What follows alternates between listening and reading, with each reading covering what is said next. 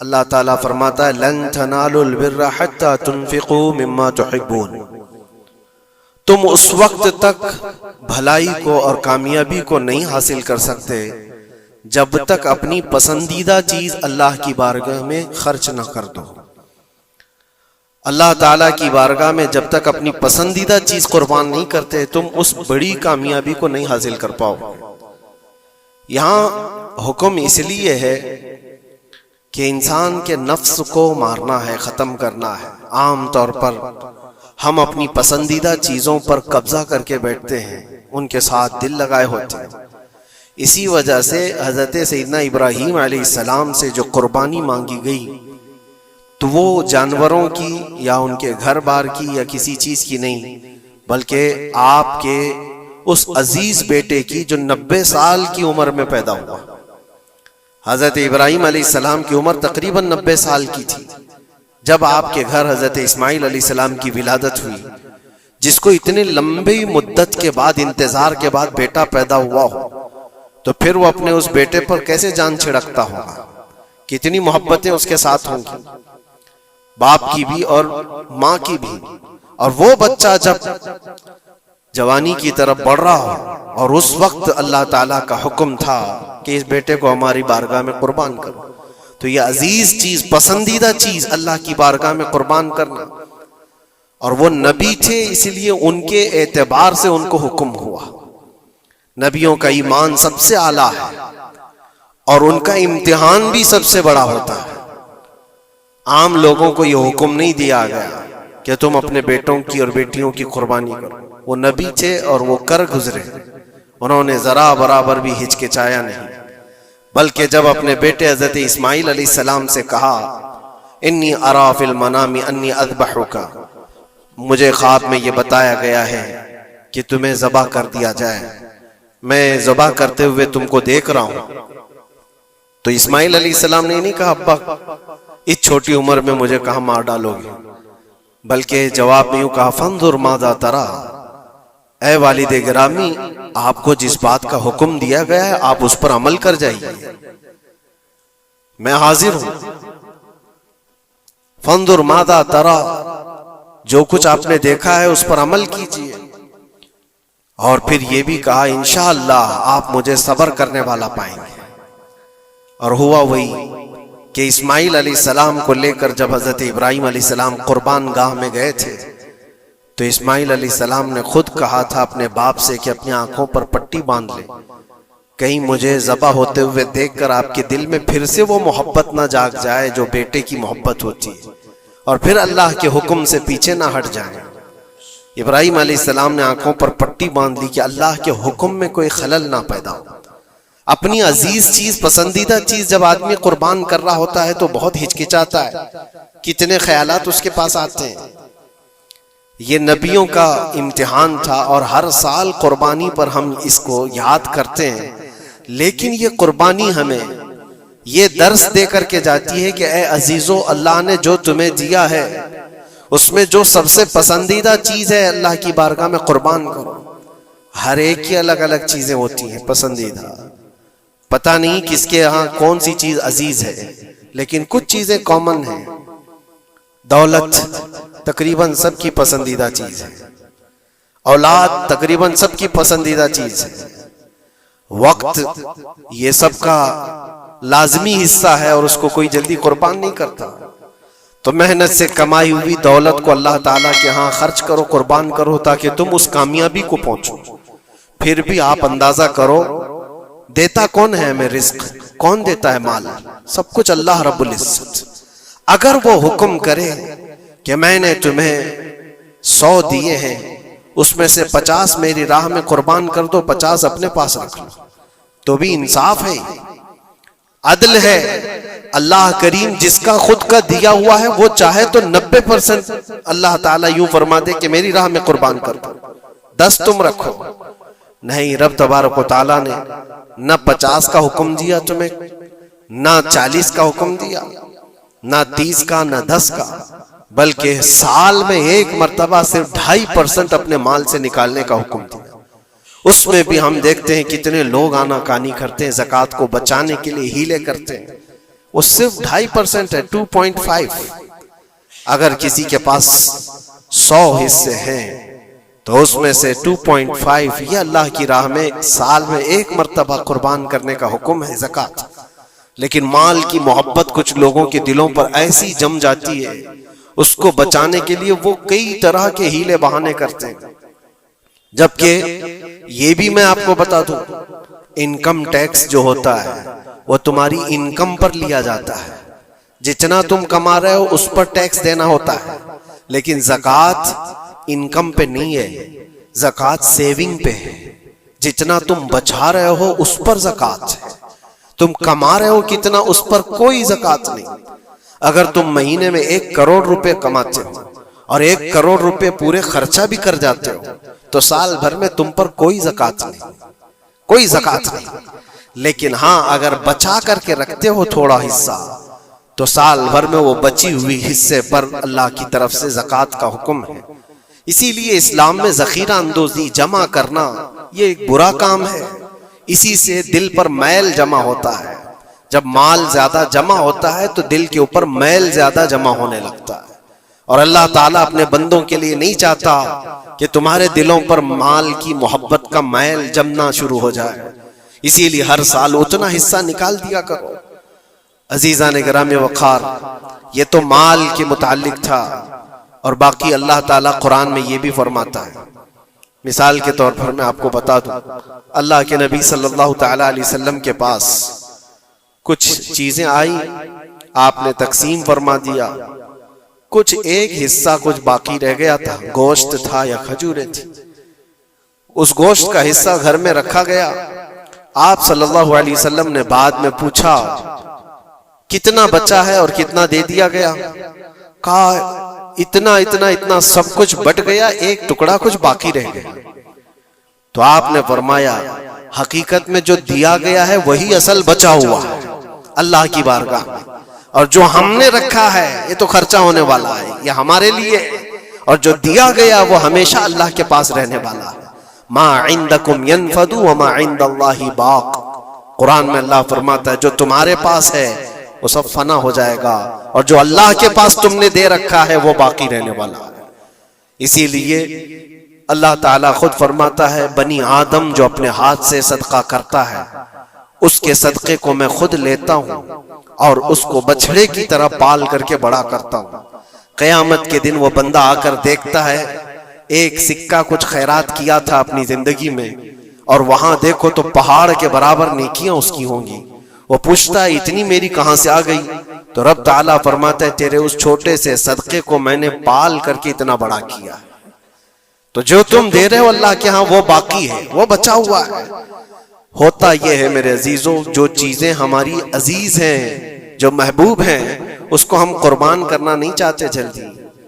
एक दानिश्वर ने कहा था फलों की दुकान पर एक फकीर आया और फल बहुत सारे रखे हुए थे। एक बूढ़ा फकीर, उसको आम खाने की ख्वाहिश पैदा हुई। उसने दुकान वाले से कहा कि मुझे अल्लाह के नाम पर कुछ दे दो। जाहिर सी बात है जो छटे हुए आम थे, जो निकाले हुए थे, जिनके अंदर सड़न पैदा हो चुकी थी, वो साइड किया गया था, उसमें से निकाल करके उसने दे दिया फकीर को। आमतौर पर यही होता है, देने के लिए जो निकाला जाता है वो अलग होता है। वो लिया, थोड़ी देर के बाद उसके पास 10 दिरहम थे। वो फकीर आया और कहा 10 दिरहम है, इसके मुझे आम चाहिए, ये पैसों के अच्छे आम थे। तो 10 दिरहम लिया दुकान वाला और अच्छे से चुन करके 2 आम उसको दिया जो बनते थे। वो फकीर हाथ में दोनों आम लिया और फिर अल्लाह की बारगाह में दिखाकर कहा ऐ अल्लाह देख इस बंदे ने तुझे क्या दिया है और मुझे क्या दिया है। तेरे नाम पर मांगा था तो सड़ी हुई चीजें दिया, और मेरे पैसों से दिया है तो अच्छा माल दिया है। क्या ये आमतौर पर नहीं होता हमारे यहाँ? खाना अगर बच जाए तो उसे तक बांटने में दे दिया जाए। उस वक्त मदरसे के बच्चे याद आते हैं। वलीमे में, शादी में, मंगनी की रस्म में खाना देगों बनाया जाता और बच जाए तो सोचते हैं किसी मदरसे में गरीब तलबा को दे दिया जाए। या फकीरों और मिस्कीनों को खुरचन देने के लिए हम खड़े रहते हैं कि बच गया है, खराब हो जाएगा, इससे अच्छा है कि गरीब लोग खा लेंगे। ऐसा क्यों नहीं होता कि जब देग पक कर तैयार हो जाए तो उसका ऊपर वाला पहला खाना फुकरा को दे दिया जाए, क्योंकि वह अल्लाह के नाम पर दिया जा रहा है। हमारे अपने खाने से पहले गुरबा और मसाकीन का ख्याल कर लिया जाए। इसीलिए मुझे वो बात याद आती है, रसूल मुकर्रम सल्लल्लाहु तआला अलैहि वसल्लम की आदत करीमा थी, जब आपके दस्तरखान पर कोई फकीर आता तो अल्लाह के नबी सल्लल्लाहु अलैहि वसल्लम के दस्तरखान पर जो कुछ होता सबसे पहले उसको पेश कर देते हैं। हुजूर पाक सल्लल्लाहु अलैहि वसल्लम रमजान के महीने में दस्तरखान पर बैठे हुए हैं। एक मुसाफिर आया बड़ी दूर से, वो हुजूर को मिलने के लिए आया था। हुजूर पाक सल्लल्लाहु अलैहि वसल्लम अस्हाबे सुफ़्फ़ा के साथ, जो 70 सहाबा गरीब सहाबा हुजूर के दर पर पलते थे, उनके साथ इफ्तारी कर रहे थे। और एक मुसाफिर आया, उसको बुलाया गया, आ जाओ दस्तरखान पे। 70 लोगों के बीच में दूध का एक प्याला था बस इफ्तारी के लिए। और वो जो मुसाफिर आया उसको बिठाया गया, बड़ा भूखा था। उससे कहा गया, लो आप तनाउल करो, आप दूध पी लो। उसने उठाया, किसी का ख्याल ही नहीं किया, पूरा दूध पी गया। अल्लाह के नबी सल्लल्लाहु अलैहि वसल्लम ने मुस्कुरा कर कहा, अल्लाह तेरा भला करे। आता है फकीरों पे उन्हें प्यार कुछ ऐसा, खुद भीख दें और खुद कहें मंगते का भला हो। हमारी पसंदीदा चीज अगर कोई उठा ले तो फिर हम आग बगोला हो जाए। खास तौर पर अगर ये आजमाना हो तो रमजान में इफ्तार के मौके पर देखें, अपने दस्तरखान पर से हमारे सामने की चीज कोई और उठाने लग जाए तो पारा चढ़ जाता है, गुस्सा आने लगता है, हम नहीं देना चाहते। वो सारा अपना जमा करके रखा हुआ होता है। यही वो इम्तिहान है जो कुरान में अल्लाह फरमाता है, अपनी पसंदीदा चीज जब तक तुम अल्लाह की बारगाह में नहीं कुर्बान करोगे उस कामयाबी को नहीं पहुंच सकते। हमारा दिल छोटा है, उसी वक्त अंदाजा हो जाना चाहिए कि मेरे दिल में वसाअत कितनी है, कुशादगी कितनी है। आजमा करके देख लेना, इफ्तारी के टाइम पे थोड़ा सा तुम्हारा शरबत कोई उठा ले या कोई फ्रूट तुम्हारे इधर से उधर कर दे दस्तरखान पर। झगड़े होते हैं बहुत सारे, गुस्से में आग बगोला होता है, लाल पीला होता है, पता नहीं क्या क्या सुना देगा। दिन भर का सब्र किया हुआ आदमी वो इफ्तारी पर मौजूद छोटे से टुकड़े फ्रूट के अपने दूसरे भूखे भाई को देना नहीं चाहता। लेकिन यही चीज मैं आपको बताता हूं, खा करके जब शिकम सैर हो जाए, पेट भर जाए, मस्जिदों में इफ्तार के बाद हमने देखा है ढेरों फ्रूट के टुकड़े पड़े हुए रहते हैं। अब उसकी तरफ कोई देखता भी नहीं, पेट भर चुका है, वही फ्रूट है, वही शरबत है, वही सब कुछ है, लेकिन वो गिरा हुआ है, पड़ा हुआ है, कहीं तो गटरों और नालियों में फेंक दिया जाता है। या अगर कोई खाने वाला ना हो तो फिर रमजान में मांगने वाले या फकीरों को ढूंढा जाता है। अपना पेट भर जाने के बाद फिर फकीरों को ढूंढना, ये वो इम्तिहान नहीं है जो इब्राहिम अलैहिस्सलाम ने दिया था। हाँ, अल्लाह के नबी सल्लल्लाहु तआला अलैहि वसल्लम के जो अखलाक थे वो सहाबा में भी थे। सहाबा इकराम रिदवानुल्लाहि तआला अलैहिम अजमईन की वो बातें मैं आपको बताऊं। हुजूर पाक सल्लल्लाहु अलैहि वसल्लम की बारगाह में एक मेहमान आता है रात के वक्त, और हुजूर सल्लल्लाहु अलैहि वसल्लम अपने सहाबा में फरमाते हैं, है कोई जो मेरे मेहमान की मेहमान नवाजी करे, अल्लाह उसे जन्नत से खाना खिलाए। सहाबा तो जाहिर सी बात है हर नेकी को बढ़ चढ़ करके लेते थे। एक सहाबी थे हजरत तलहा रदियल्लाहु तआला अन्हु, उन्होंने कुछ देखा ही नहीं घर में है कि नहीं है, फौरन कहा या रसूल अल्लाह, इस मेहमान को मैं ले जाता हूं। हुजूर पाक सल्लल्लाहु अलैहि वसल्लम से दरखास्त की और लेकर के घर आ गए। पता चला बीवी को ने कहा, पहले तो हमारा खुद का ही खाना नहीं है, आप मेहमान भी ले आए। साहबी रसूल ने अपनी बेगम से पूछा कितना है, कहा एक आदमी सिर्फ खा सकता है। और घर में कितने लोग हैं? शोहर, बीवी और एक छोटा बेटा। अब एक मेहमान आया हुआ है। साहबी रसूल ने अपनी इस फिक्र का इजहार किया बेगम से कि अब क्या होगा, एक आदमी खा सकता है और 4 लोग यहाँ मौजूद हैं। अल्लाहू अकबर, वो खवातीन भी हुजूर के जमाने की कैसी थी। उन्होंने कहा अपने शोहर से, घबराइए मत, मैं बच्चे को थपकियां देकर सुला दूंगी, आज ऐसे सुला दूंगी, और दस्तरखान पर जब बैठे आपको खाना में परोस दूंगी, और फिर बत्ती अचानक गुल कर देंगे, चिराग बंद कर दिया जाएगा, आप खाने जैसा मुंह चलाते रहे और उस मेहमान को लगे कि आप भी खा रहे हैं और खाना पूरा उसके सामने रखें ताकि वो पेट भरकर खा ले। एक आदमी के खाने के लिए ये हीला किया जा रहा है, खुद भी भूखे हैं। ऐसे ही हुआ, दस्तरखान बिछाया और सहाबी रसूल ने खाने का बर्तन उनके सामने पेश किया और अचानक चिराग को बुझा दिया गया, अंधेरा है। उन्होंने अफसोस का इजहार किया, कहा इत्तेफाक है चिराग गुल हो गया, आप खा लीजिए, हम भी खा रहे हैं। और सारा खाना उस मेहमान के सामने रखा। मेहमान को यह लगता रहा कि ये लोग भी खा रहे हैं और पूरा खाना वो पेट भरकर खा लिया, शिकम सैर हो गया।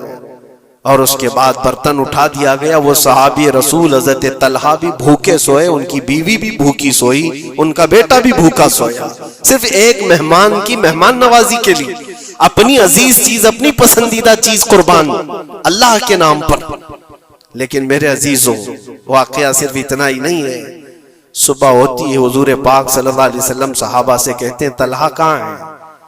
हजरत तलहा उस मेहमान के साथ आए, हुजूर देखकर मुस्कुराने लगे, तलहा तुम्हारी मेहमान नवाजी की तारीफ जन्नत में फरिश्तों के दरमियान हो रही है। अल्लाह तबारक व तआला तुम्हारी मेहमान नवाजी की तारीफ फरमा रहा है। जिब्राइल आए थे और मुझे बता गए कि आपके एक सहाबी ने अल्लाह के नाम पर अपना सब कुछ उस मेहमान को खिलाया है। यह है जिसको ईसार कहते हैं, इसको कहते हैं ये कुर्बानी। पेट खाली हो और दूसरे का ख्याल हो। पेट भर जाने के बाद तो फिर वो वेस्टेज देने की बात आती है, अपने घर का बोझ निकालने की बात आती है।